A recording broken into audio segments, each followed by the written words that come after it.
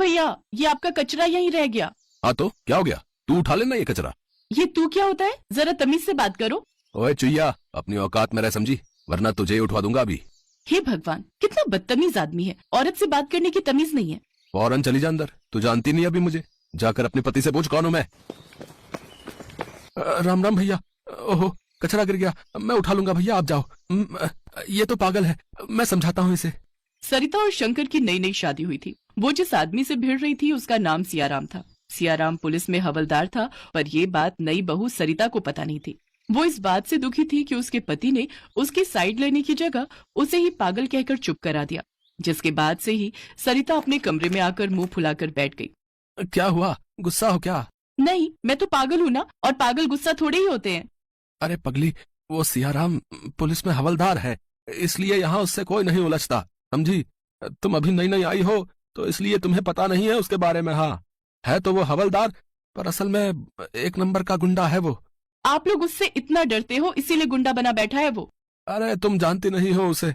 एक बार एक पड़ोसी ने उससे लड़ाई कर ली थी, तो उसने पता नहीं कौन कौन से झूठे मुकदमे लगा दिए उस बेचारे पर।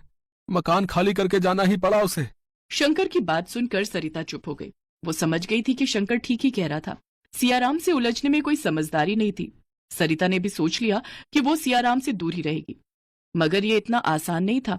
2 दिन बाद सरिता जब सब्जी लेकर बाजार से आ रही थी, तभी रास्ते में कीचड़ से भरा एक गड्ढा आया।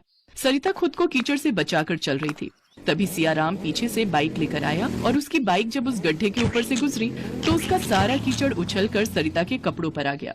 आग बबूला सरिता ने आप देखा न ताव और गुस्से में बोली, ए अंधा है क्या? क्या बोले तू? 2x2 अंधा किसे बोली तू है? सरिता को फौरन अपनी गलती का एहसास हो गया तो वो एकदम चुप हो गई। तभी सियाराम उसके पास आकर बोला, चुहिया जैसी तो है तू, देख कर चला कर, वरना कोई कुत्ता आएगा ना तो मुंह में दबा कर ले जाएगा तुझे, समझी? सियाराम फिर बदतमीजी कर रहा था, लेकिन इस बार सरिता बिल्कुल चुप थी। घर आकर सरिता रोने लगी तो उसे रोता देखकर उसका देवर शिव उसके पास आया। क्या हुआ भाभी, आप रो क्यों रही हो? वो सियाराम, वो उसने रास्ते में मुझे समझ गया, सब समझ गया भाभी।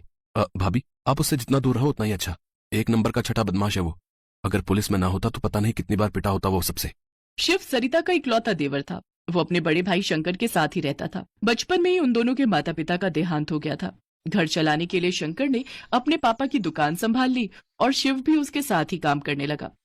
शंकर और शिव की लंबाई थोड़ी कम थी, इसीलिए शंकर को शादी के लिए कई लड़कियों ने मना कर दिया।